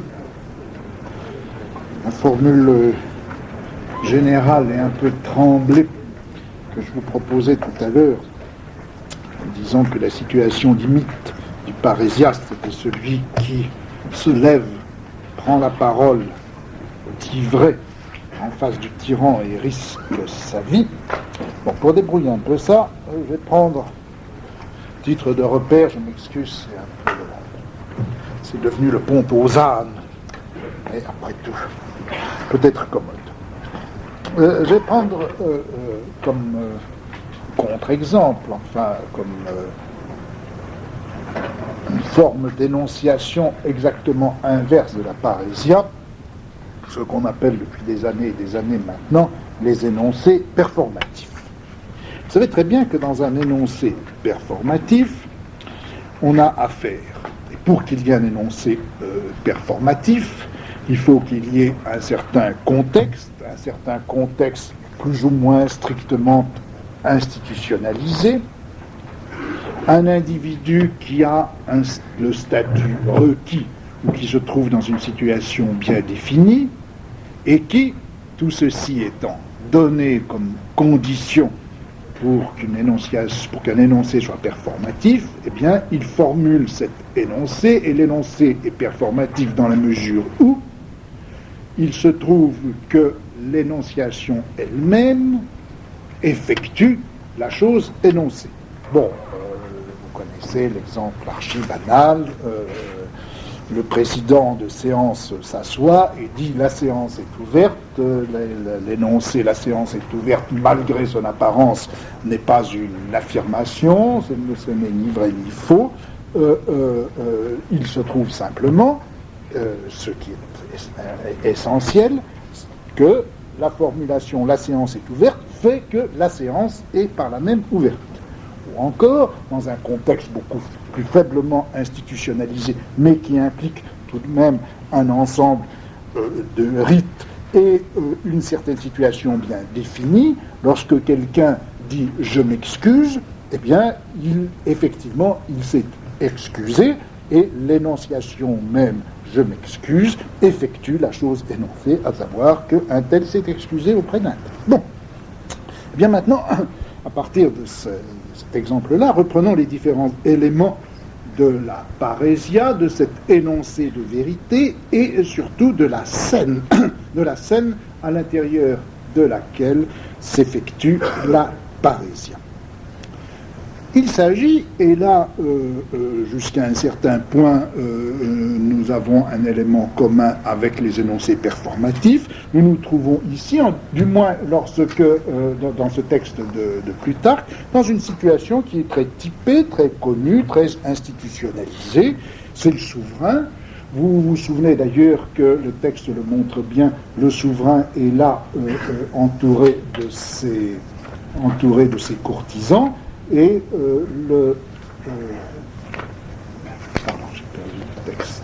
Entouré de ses courtisans, le philosophe vient faire sa leçon, les courtisans applaudissent à la leçon. L'autre scène qui est présente aussi dans ce texte est fort semblable et à peine différente. C'est encore le tyran Denis au milieu de sa cour, les courtisans sont là, rient aux astuces de Denis, et quelqu'un se lève qui est Dion et prend la parole. Le souverain, les courtisans, celui qui dit la vérité, bon, tout ça, scène classique, c'était la scène aussi, vous vous souvenez, de type. Bon. Cependant, il y a une différence qui est majeure et capitale. C'est que, dans un énoncé performatif, les éléments qui sont donnés dans les situations sont tels que, l'énoncé étant prononcé, eh bien, un effet codé, elle ouvre un risque indéterminé. Et ce risque indéterminé, il est évidemment fonction des éléments de la situation. Lorsqu'on se trouve dans une situation comme celle-là, le risque est en quelque sorte extrêmement ouvert, puisque le caractère, la forme illimitée du pouvoir tyrannique, le tempérament excessif de Denis, les passions qui l'animent, tout ceci peuvent mener aux pires effets, et en l'occurrence, effectivement, à la volonté de faire mourir celui qui a dit la vérité. Mais vous voyez qu'on a là, même si il ne s'agit pas d'une situation aussi extrême que celle-ci, même lorsque il ne s'agira pas d'un tyran qui a pouvoir de vie et de mort sur celui qui parle, je crois que ce qui va définir l'énoncé de la parésia, ce qui va faire précisément de l'énoncé de sa vérité dans la forme de la parésia quelque chose d'absolument singulier parmi les autres formes d'énoncé et parmi les autres formulations de la vérité, c'est que dans la parésia, il y a ouverture d'un risque. Ce qui fait que dans une démonstration et dans le cheminement d'une démonstration qui se fait dans des conditions neutres, il n'y a pas parésia, bien qu'il y ait énoncé de la vérité, c'est que celui qui énonce ainsi la vérité ne prend, si vous voulez, aucun risque. L'énoncé de la vérité n'ouvre aucun risque si vous ne l'envisagez que comme un élément dans une démarche démonstrative. Mais à partir du moment où cet énoncé, qu'il soit d'ailleurs à l'intérieur d'un raisonnement démonstratif, songez à Galilée, ou que ce soit à l'extérieur d'une démarche démonstrative, à partir du moment où l'énoncé de la vérité constitue un événement irruptif, ouvrant pour le sujet qui parle un risque non défini, à ce moment-là, ou mal défini, à ce moment-là, on peut dire qu'il y a parésia. C'est donc le contraire, en un sens, du performatif, où l'énonciation de quelque chose provoque en fonction, et suscite en fonction même des codes généraux et du champ institutionnel où l'énoncé performatif est prononcé, un événement tout à fait déterminé. Là, au contraire, c'est un dire vrai irruptif, un dire vrai qui fait fracture et qui ouvre risque, possibilité, champ de danger, ou en tout cas éventualité non déterminée. Bon, c'est la première chose, premier caractère. Deuxièmement, toujours en comparant avec l'énoncé performatif. Vous savez très bien que dans un énoncé performatif, certes, le statut du sujet de l'énonciation est important.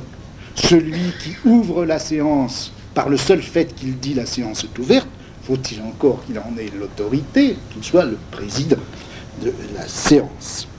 Celui qui dit je m'excuse ne fera un énoncé performatif qu'à partir du moment où effectivement il se trouve dans une situation telle que, ayant offensé son interlocuteur ou se trouvant dans telle et telle situation vis-à-vis de lui, il pourra ou devra s'excuser. Celui qui dit « je te baptise », faut-il encore qu'il ait le statut qui permet de baptiser, à savoir d'être au moins chrétien, bon, etc. Mais, si ce statut est indispensable pour la constitution et pour l'effectuation d'un énoncé performatif, en revanche, peu importe pour qu'il y ait énoncé performatif, qu'il y ait un rapport en quelque sorte personnel entre celui qui énonce et l'énoncé lui-même. Autrement dit, de façon tout à fait empirique, le chrétien qui dit « je te baptise » en faisant les gestes qu'il fait, peu importe qu'il ne croit ni à Dieu ni à diable, à partir du moment où il aura effectivement fait ce geste dans les conditions et prononcé ces paroles dans les conditions requises, se trouvera avoir baptisé et l'énoncé sera performatif. Le président qui dit j'ouvre la séance, peu importe si la séance le barbe tout à fait ou s'il somnole, il leur a dit la séance est ouverte, bon, etc. De même pour l'excuse. Ce qui fait que le je m'excuse est performatif, ce n'est pas du tout que le sujet soit sincère lorsqu'il dit je m'excuse, c'est simplement le fait qu'il a prononcé la phrase, même s'il se dit je t'attends au tournant, et puis tu vas voir. En revanche, dans la parésia, et ce qui fait la parésia, c'est que non seulement cette indifférence n'est pas possible, mais la parésia est toujours une sorte de formulation de la vérité à deux niveaux. Un premier niveau qui est celui de l'énoncé de la vérité elle-même, là, comme dans le performatif, on dit la chose, point, c'est tout. Et puis, un second niveau de l'acte parésiastique, de l'énonciation parésiastique, un second niveau qui est l'affirmation que ce vrai que l'on dit, on le pense et on l'estime et on le considère effectivement soi-même, authentiquement, comme vrai. Je dis vrai et je pense vraiment que c'est vrai et je pense vraiment que je dis vrai au moment où je le dis. Ce dédoublement ou ce redoublement de l'énoncé de la vérité par l'énoncé de la vérité du fait que je pense cette vérité et que la pensant je la dis, c'est cela qui est indispensable à l'acte parésiastique. Et dans le texte de Plutarque que j'ai pris là, bien sûr, ces deux niveaux, et comme ça se passe d'ailleurs la plupart du temps, ne sont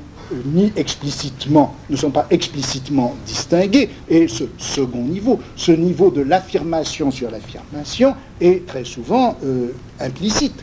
Il n'en reste pas moins que si vous regardez les éléments même de la scène qui constituent la parésia, vous voyez très bien qu'il y a dans ces éléments de la scène quelque chose qui joue en quelque sorte le rôle ou qui indique cette affirmation sur l'affirmation. Et c'est essentiellement le caractère public de cette affirmation, non seulement le caractère public, mais le fait que cette parésia ici, ce ne sera pas toujours le cas bien sûr, mais ici cette parésia se fait sous la forme d'une scène où vous avez le tyran, en face de lui, l'homme qui parle, qui s'est levé, ou qui donne sa leçon, et qui dit la vérité, et puis en face, et autour plutôt, il y a les courtisans dont l'attitude varie selon les moments, la situation, celui qui parle, etc.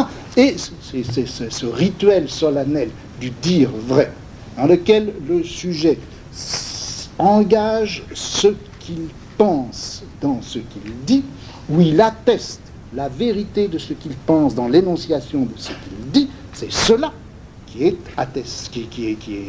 manifesté par cette scène, cette espèce de joute, ce défi.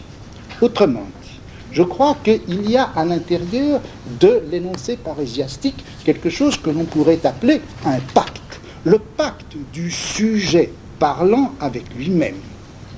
Pacte qui a lui-même deux aspects, enfin si vous voulez, il y a donc deux niveaux, le niveau de l'acte d'énonciation, et puis le pacte implicite ou explicite par lequel le sujet se lie à l'énoncé qu'il vient de dire.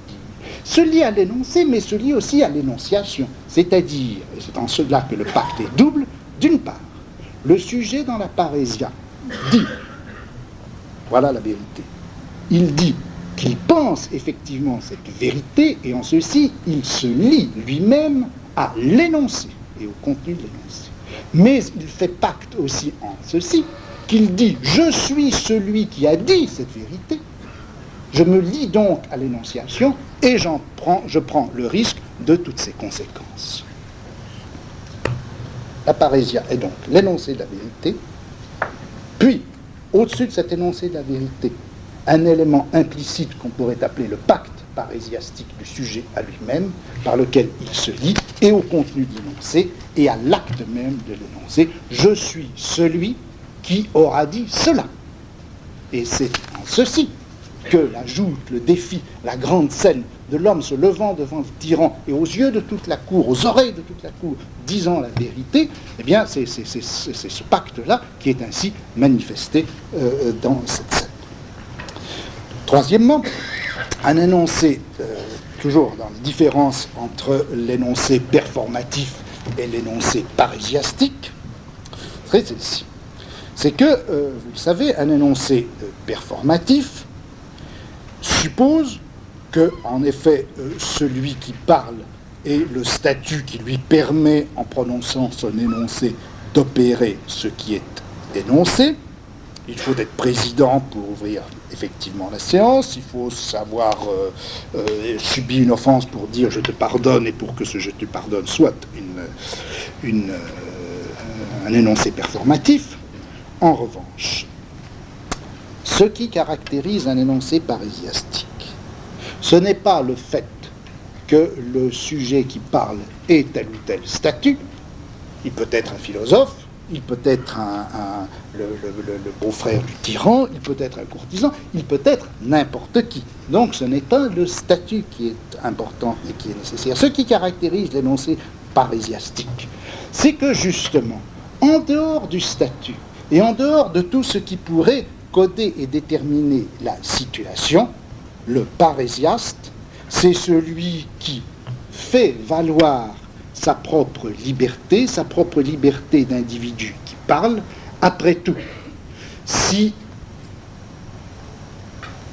par son statut, Platon devait bien en effet enseigner sa propre philosophie, c'est ce qu'on lui demandait, il était parfaitement libre de ne pas répliquer à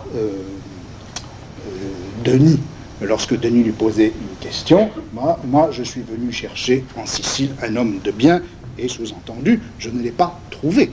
Ceci était en quelque sorte comme un supplément par rapport à la fonction statutaire de Platon en tant qu'enseignant. De la même façon, Dion, en tant que courtisan, beau-frère du tyran, etc., devait bien, c'était sa fonction, donner de bons avis et de bons conseils à Denis pour qu'il puisse gouverner comme il faut. Après tout, ce n'était que de sa liberté de dire ou de ne pas dire.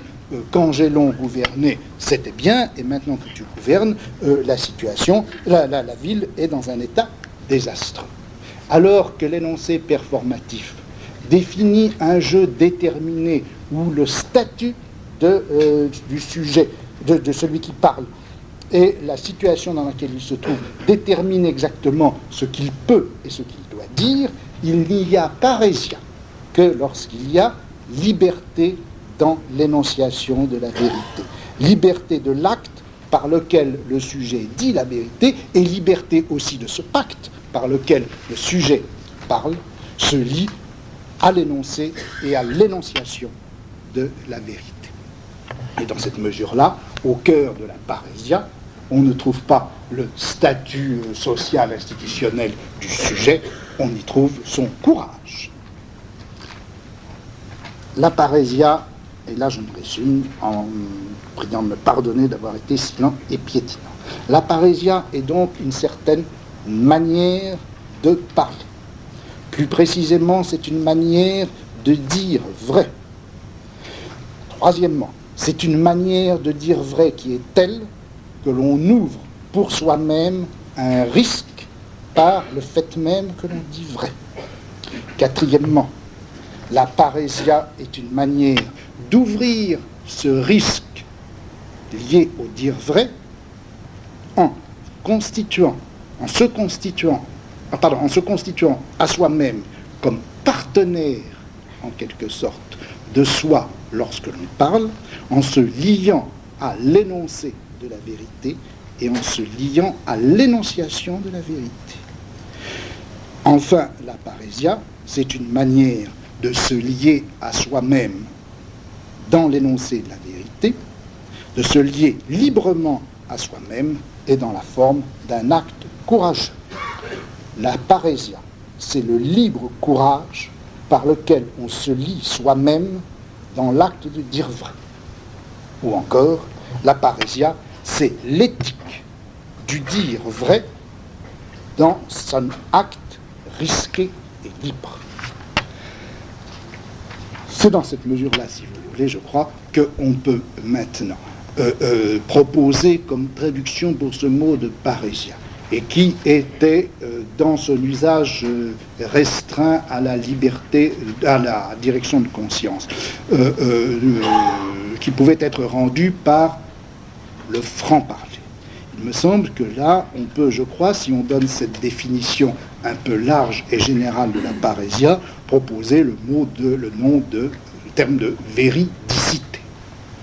Le parésiaste, celui qui utilise la parésia, c'est l'homme véridique, c'est-à-dire celui qui a le courage de risquer le dire vrai et qui risque ce dire vrai dans un pacte à lui-même en tant précisément qu'il est l'énonciateur de la vérité. Il est le véridique. Et il me semble, là on pourra peut-être y revenir, je ne sais pas si j'aurai le temps, à la notion de véridicité chez Nietzsche.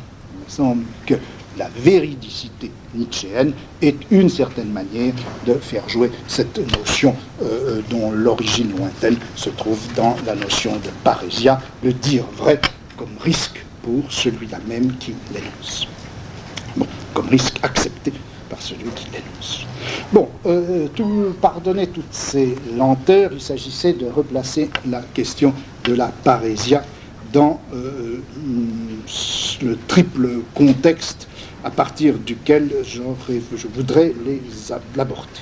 Premièrement, si vous voulez, si on adopte cette définition de la parésia, vous voyez que d'abord surgit bien sûr une question philosophique fondamentale, où on voit en tout cas que la parésia met en jeu une question philosophique fondamentale qui n'est ni plus ni moins que le lien qui s'établit entre la liberté et la vérité. Non pas sous la forme que l'on connaît bien, de savoir jusqu'à quel point la vérité borne, limite ou contraint l'exercice de la liberté, mais en quelque sorte la question inverse, comment et dans quelle mesure l'obligation de vérité, le s'obliger à la vérité, le s'obliger par la vérité et par le dire vrai, en quelle mesure cette obligation est en même temps l'exercice de la liberté et l'exercice dangereux de la liberté. S'obliger à la vérité, s'obliger à dire la vérité, s'obliger par la vérité, par le contenu de ce qu'on dit et par le fait qu'on le dit, comment est-ce que c'est effectivement l'exercice et l'exercice le plus haut de la liberté.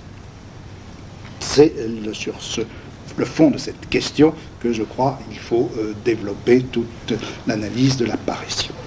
Deuxièmement, un contexte méthodologique plus serré, plus proche même de l'analyse, et que je voudrais très schématiquement ramasser, résumer ainsi.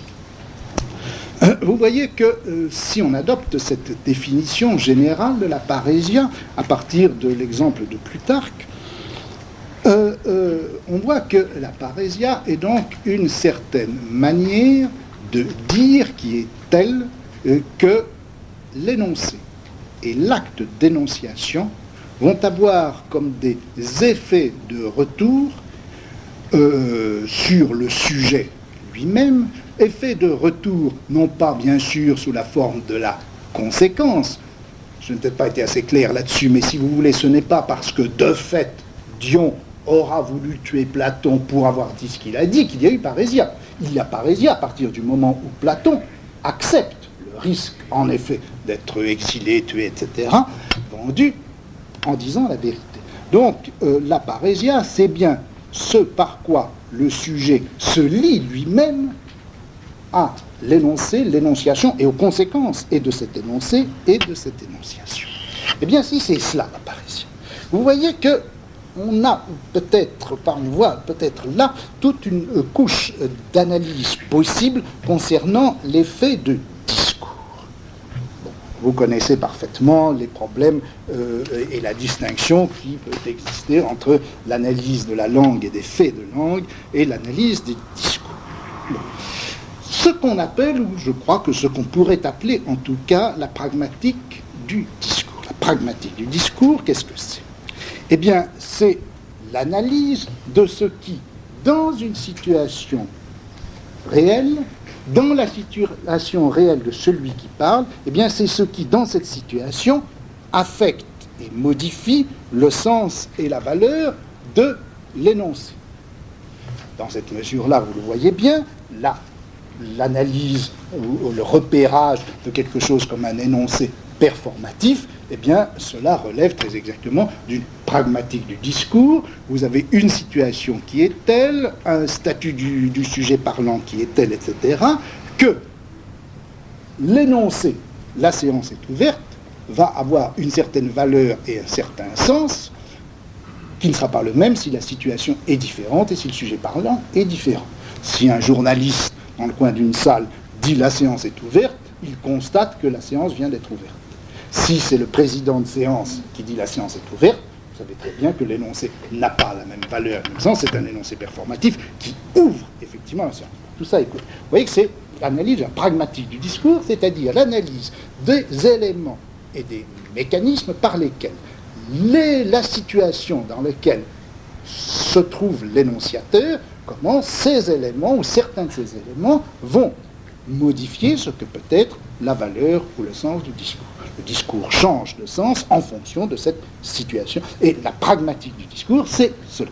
En quoi la situation ou le statut du sujet parlant se trouve modifié ou affecté, le sens et la valeur de l'énoncé. Vous voyez qu'avec la parésia, on voit apparaître toute une famille de faits de discours, si vous voulez, qui sont tout à fait différents, qui sont presque comme l'inverse, la projection en miroir de ce qu'on appelle la pragmatique du discours. Il s'agit en effet, avec la parésia, de toute une série de faits de discours où ce n'est pas la situation réelle de celui qui parle qui va affecter ou modifier la valeur de l'énoncé, mais c'est dans la parésia, ce qui, dans la situation réelle de celui qui parle, fait que l'acte d'énonciation, plus précisément à la fois l'énoncé et l'acte d'énonciation, vont affecter d'une manière ou d'une autre le mode d'être du sujet et qui va faire, si vous voulez, purement et simplement, en prenant les choses sous leur forme la plus générale et la plus neutre, que celui qui a dit la chose l'a effectivement dit et qu'il se lie par un acte plus ou moins explicite au fait qu'il l'a dit. Cette rétroaction qui fait que l'événement de l'énoncé affecte le mode d'être du sujet, ou que, en produisant l'événement de l'énoncé, le sujet modifie ou affirme, ou en tout cas détermine et précise quel est son mode d'être en tant qu'il parle, eh bien c'est cela, je crois, qui caractérise un autre type de fait de discours, tout à fait différent de ceux de la pragmatique, et ce qu'on pourrait appeler, si vous voulez, en notant tout ce qu'il peut y avoir de pathétique au mot, la dramatique du discours. C'est-à-dire l'analyse de ces faits de discours qui montrent comment l'événement même de l'énonciation peut affecter l'être de l'énonciateur. En l'occurrence, il me semble que la parésia est très exactement ce qu'on pourrait appeler un des aspects et une des formes de la dramatique du discours vrai. Il s'agit dans la parésia de la manière dont, en affirmant le vrai, et dans l'acte même de cette affirmation, on se constitue comme celui qui dit le vrai, qui a dit le vrai, qui se reconnaît en celui et comme celui qui a dit le vrai. L'analyse de la parésia, c'est l'analyse de cette dramatique du discours vrai qui fait apparaître le contrat du sujet parlant avec lui-même dans l'acte du dire vrai. Et je crois qu'on pourrait voir de cette manière-là, faire toute une analyse de la dramatique et des différentes formes de dramatique du discours vrai. Le prophète, le devin, le philosophe, le savant.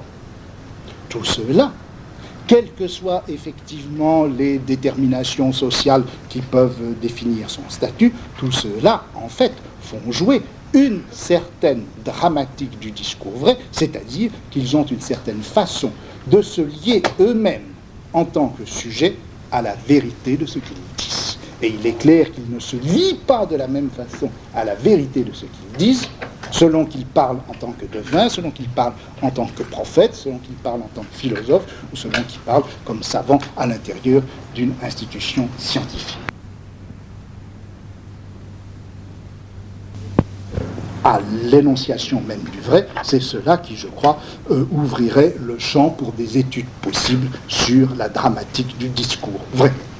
Et alors j'en arrive à ce que je voudrais faire un petit peu cette année, c'est en prenant donc comme arrière-plan général la question philosophique du rapport entre l'obligation de la vérité et l'exercice de la entre l'obligation de la vérité et l'exercice de la vérité. En prenant comme point de vue méthodologique ce qu'on pourrait appeler la dramatique générale du discours vrai. Je voudrais voir si l'on ne peut pas, de ces doubles points de vue philosophiques et méthodologiques, faire l'histoire, la généalogie, etc., de ce qu'on pourrait appeler le discours politique. Y a-t-il une dramatique politique du discours vrai? Et quelles peuvent être les différentes formes, les différentes structures de la dramatique du discours politique? Autrement dit, lorsque quelqu'un se lève dans la cité ou en face du tyran, ou lorsque le courtisan s'approche de celui qui exerce le pouvoir, ou lorsque l'homme politique monte à la tribune et dit « Je vous dis la vérité », quel est le type de dramatique, de discours vrai qu'il met en œuvre? Ce que je voudrais faire cette année, c'est donc une histoire du discours de la gouvernementalité qui prendrait pour fil directeur cette dramatique du discours vrai, qui essaierait de repérer quelques-unes de ces grandes formes dramatiques et de ces grandes formes de la dramatique du discours vrai, et je voudrais prendre comme point de départ, eh bien, précisément la parésia, cette notion de parésia, la manière dont nous la voyons se former ici, et comment on peut repérer dans l'Antiquité la formation d'une certaine dramatique du discours vrai dans l'ordre de la politique, et qui est le discours du conseiller. Comment de la notion de parésia, qui, vous allez le voir tout à l'heure ou la prochaine fois, vous caractérisez l'orateur public, on est passé à une conception de la parésia qui caractérise la dramatique du conseiller qui, à côté du prince, prend la parole et lui dit ce qu'il faut faire. Ce sera les premières figures que je voudrais étudier. Deuxièmement, je voudrais étudier la figure de ce que j'appellerais comme ça, un peu schématiquement, tous ces mots-là, évidemment, sont assez abstraits, la dramatique du ministre.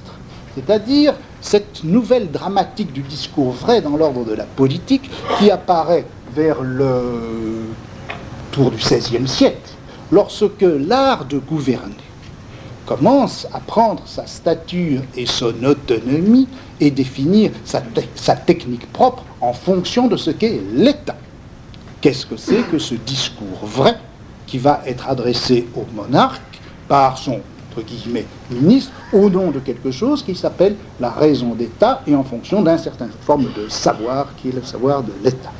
Troisièmement, on pourrait, mais je ne sais pas si j'en aurai le temps, voir apparaître une troisième figure de la dramatique du discours vrai dans l'ordre de la politique, et qui est la figure, disons, du critique. Enfin, qu'est-ce que c'est que ça que le discours critique dans l'ordre de la politique, que l'on voit se former, se développer, prendre en tout cas un certain statut au XVIIIe siècle et se poursuivre au long du XIXe et du XXe. Et enfin, bien entendu, on pourrait repérer une quatrième grande figure dans la dramatique du discours vrai dans l'ordre de la politique, et qui est la figure du révolutionnaire.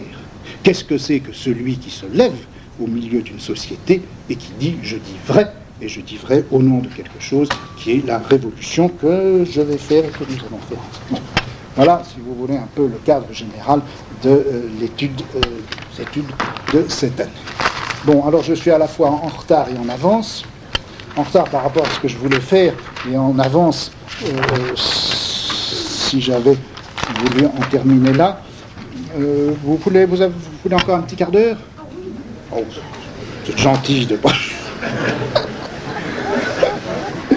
Bon, avant de commencer un petit peu cette histoire de la parésia et de cette première figure, vous avez conseillé, je voudrais reprendre non pas une question, mais enfin un truc que j'avais abordé la fois dernière. Ça serait la possibilité, si vous le souhaitez, d'une rencontre avec ceux d'entre vous qui font des études, encore une fois, sans... C'est pas pour exclure les autres, mais on peut effectivement avoir des questions, des rapports de travail un peu différents, des rapports purement spectaculaires qui peut avoir ultérieur du cours. Alors, je ne sais pas, est-ce que vous, éventuellement, ceux d'entre vous qui étudient, qui travaillent, qui souhaiteraient qu'on puisse discuter de leur travail, ou qui voudraient me poser des questions sur ce que je dis en fonction de leur propre travail, est-ce que mercredi prochain, je ne sais pas, vers midi moins le quart, c'est-à-dire on se prendrait une demi-heure pour prendre le café, et puis je tâcherai de retenir la salle à côté de celle-ci, c'est-à-dire la salle 3, je crois. En tout cas, je vous dirai la semaine prochaine dans quelle salle on peut faire ça, et puis on se retrouverait comme ça, 20, 30, enfin. C'est bon. D'accord, vous voulez qu'on fasse ça? Bon.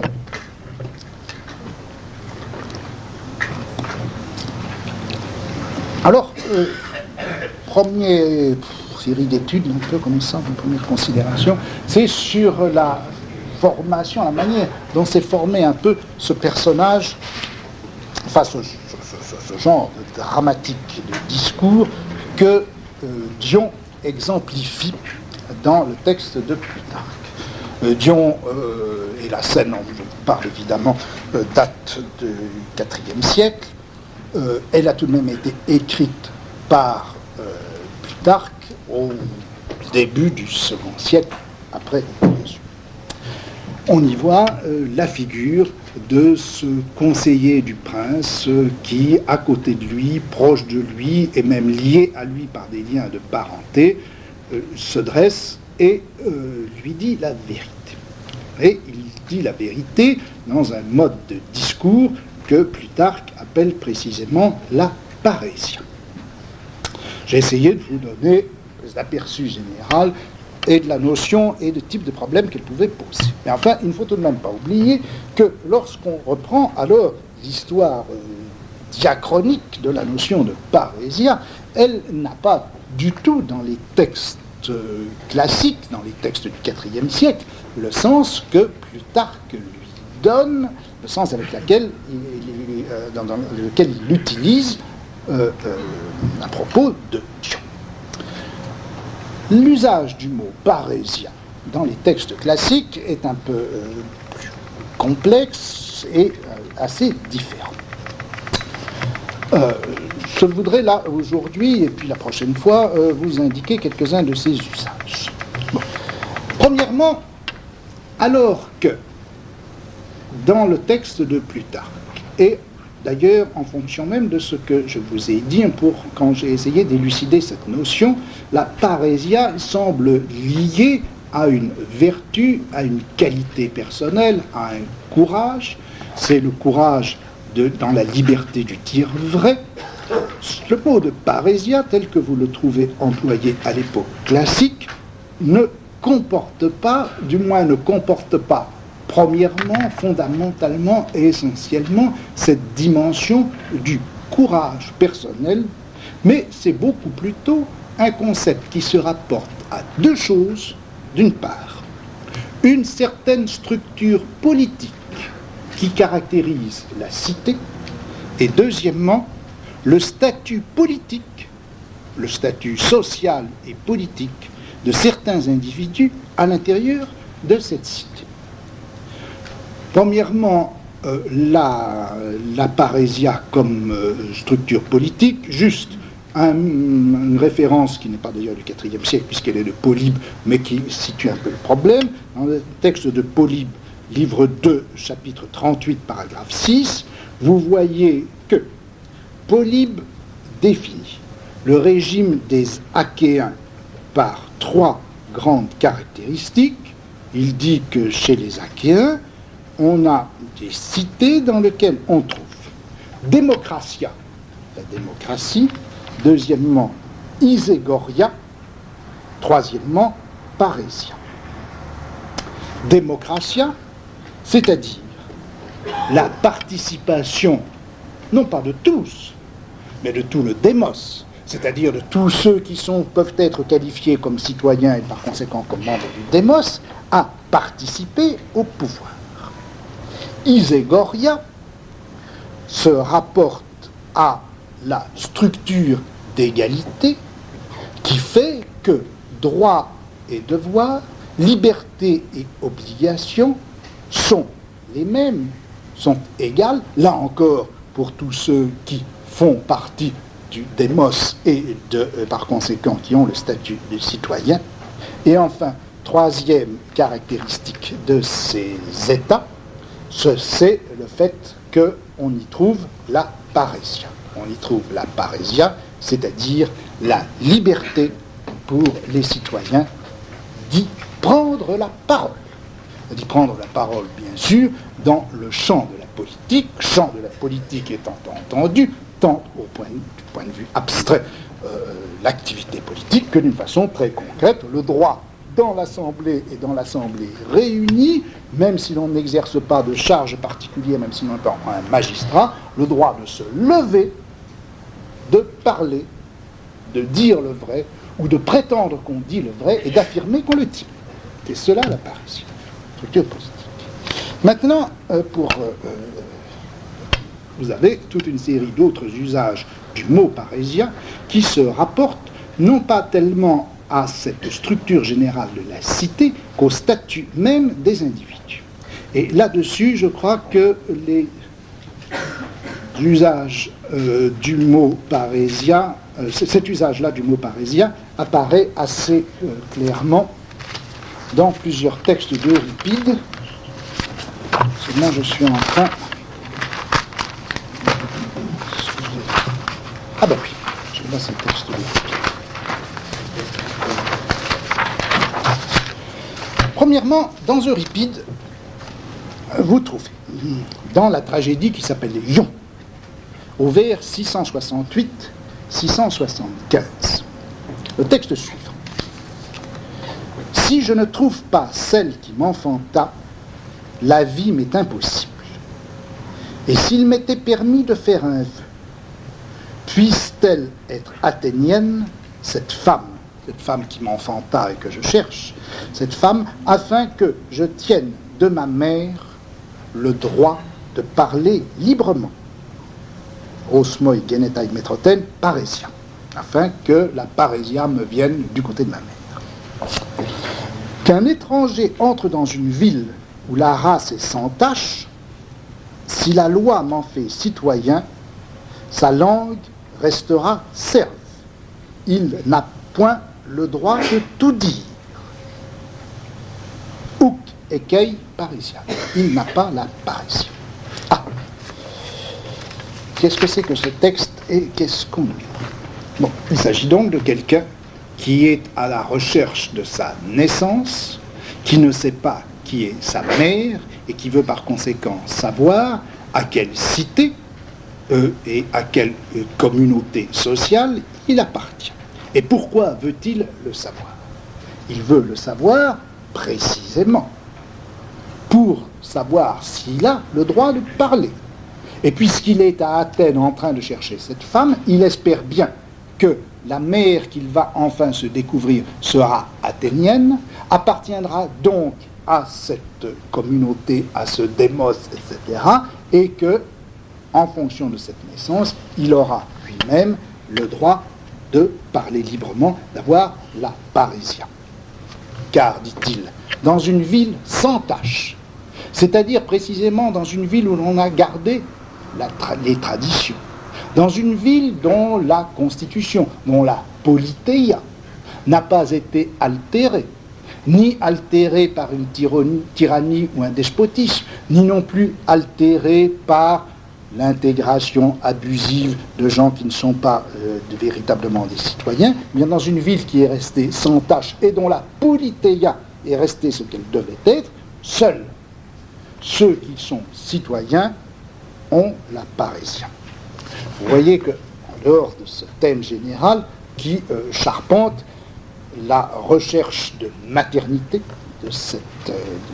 du personnage et qui lie le droit de parler à l'appartenance au démos. Vous voyez deux choses qui méritent d'être retenues. Premièrement, c'est que ce droit de parler, cette parésia que l'individu qui appartient à une communauté de citoyens possède, cette parésia, elle est transmise, en l'occurrence, ici, par la mère.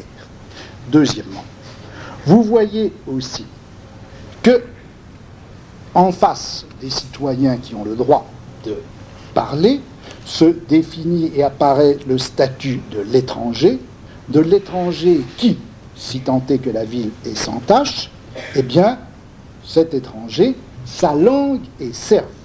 Très exactement, togestoma doula. Sa bouche est esclave. C'est-à-dire que le droit de parler, la restriction sur la liberté du discours politique est totale. Il n'a pas cette liberté du discours politique, il n'a pas la parésia. Donc, appartenance à un démos, parésia comme droit de parole hérité en lignée maternelle, et enfin, exclusion des non-citoyens dont la langue est serve, c'est cela qui apparaît.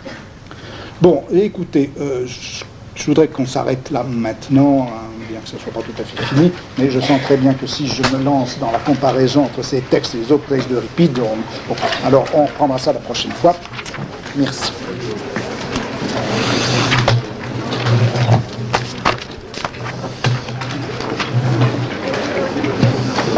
Le nom de ce dernier texte là, d'Euripide. Dion.